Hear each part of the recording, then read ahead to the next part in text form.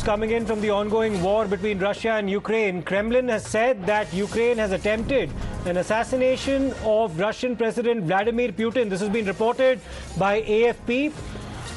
The Russian claim is that Ukraine tried to hit Kremlin with a drone overnight, and they've been quoted as saying, "We consider Ukraine's drone attack as a planned terror attack. We consider it as an attempt on Putin's life.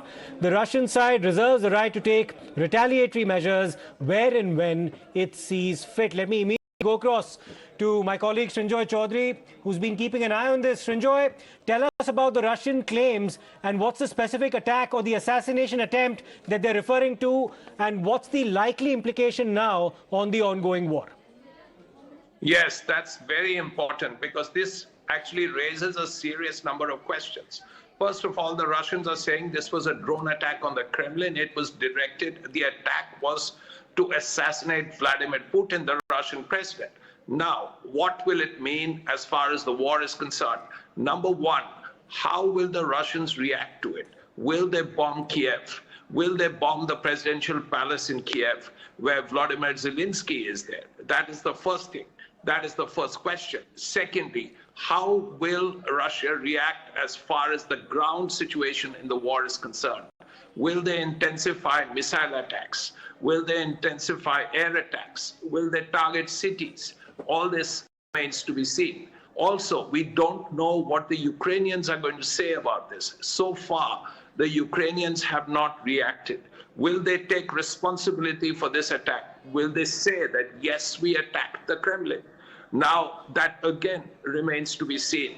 Also, what remains to be seen is what the Ukrainians will do, because the ground offensive of the Ukrainians, the counter-offensive that everybody is waiting for, is ready to begin. Nobody knows exactly when it will start, but everyone is saying that it's likely very shortly.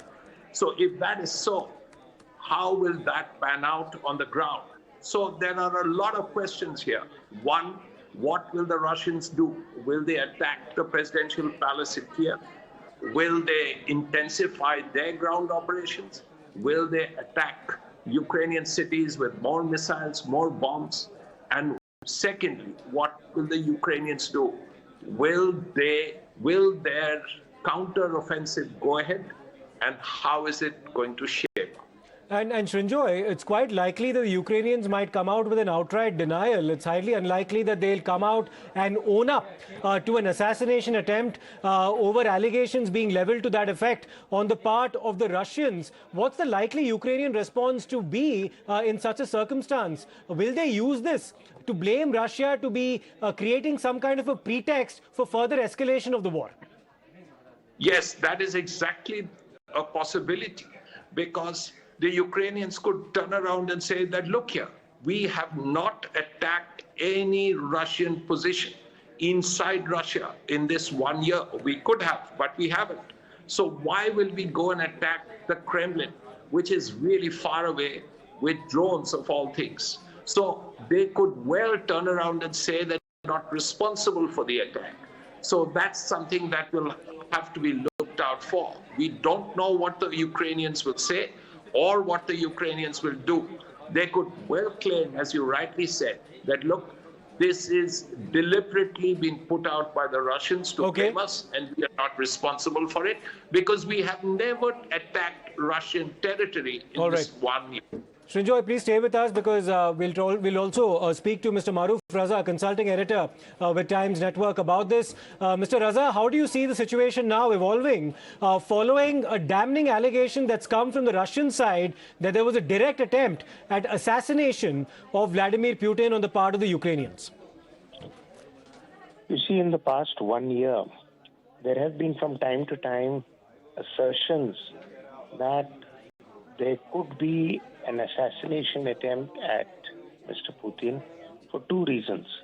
One is the entire war effort supported by the West for Ukraine is run into a wall as far as Mr. Putin is concerned, because he is the most powerful decision maker in Russia. And therefore, getting him out of the way could be one way to try and recalibrate the entire flow of operations. The second aspect is that as far as Mr. Putin is concerned, he is not entirely 100% popular within Russia itself.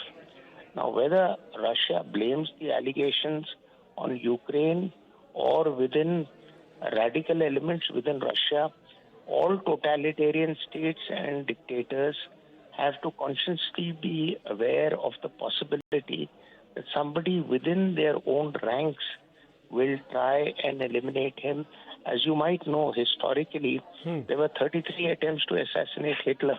Yes. So therefore, it is a reality that we have to live with. Beyond that, it is very hard to tell. Beyond that, it's very hard to tell really who is, because in such cases of assassination attempts and allegations, information does come out in bits and pieces. Yes. And to put the whole graph together takes a long time. Mr. Raza, we don't want to prejudge what the Ukrainian response is going to be to this specific allegation, but in the event of a likely deniability on their part, how do you see the situation now evolving as far as the war is concerned? Does this provide Russia with a pretext to actually escalate the war on the ground in Ukraine? See, one is that Russia has had enough opportunity to escalate, but even their best of efforts has not gone beyond the point where Russia has been able to have a sweeping victory. And the second is deniability will always remain, but the fact of the matter is that you cannot expect anybody who is blamed for assassination to stand up and say, yeah, I tried to make an assassination attempt. So, I mean, these are two riddles that have always been in such conflict scenarios. And Mr. Raza, as far as the situation on the ground now is concerned, do you believe that this could also be a Russian attempt? And this is something that skeptics might say, at least those who treat the claims coming from Russia quite skeptically, that this is an attempt on the part of Vladimir Putin to rally his entire country around him by presenting himself as some kind of a victim at the possible receiving end of an assassination attempt. Okay, but the fact of the matter is that, you see, Putin can try what he wants to project himself as a victim. But the fact of the matter is, people knows that from the very beginning, he's the man who's been calling the shots, and he's the man who's been extremely assertive about what are Russia's intents. Now, playing the victim card will not really work here, because he's not really the victim. The victim are the Ukrainians. How do you read the Russian response that they reserve the right to retaliate? How do you see that unfolding? Well, that is a pretext for them to always be able to hit back at a place and time of their choosing. But I don't think it's going to make a dramatic difference to the flow of events as we've seen up to now. Okay, Mr. Raza, please stay with us because there's been another response that's come in from the Kremlin, and that is that Vladimir Putin, the Russian president, has not been, of course, affected in the drone attack. His working schedule is as it stands. It will continue as usual.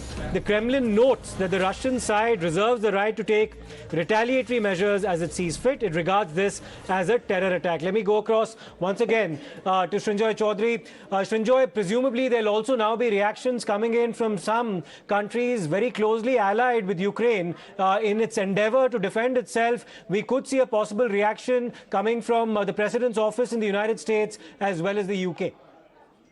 Undoubtedly, you would expect the West to react to this. There is absolutely no doubt that there will be reactions from the West, perhaps later in the night, from the United States, as you rightly said, Britain, France, Germany, the West, everybody that has supported the Ukrainians. As you rightly said, that the Ukrainian counteroffensive is about to begin. In fact, American tanks, German tanks, British tanks are all there, as also new weaponry, new artillery, lots of things. So the Ukrainians were about to begin a counter-offensive when this report came in, is what we were hearing.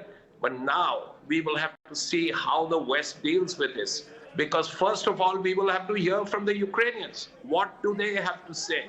And then, of course, the West will sort of pitch in and say, well, we know this and we know that, and a lot of those things will come up.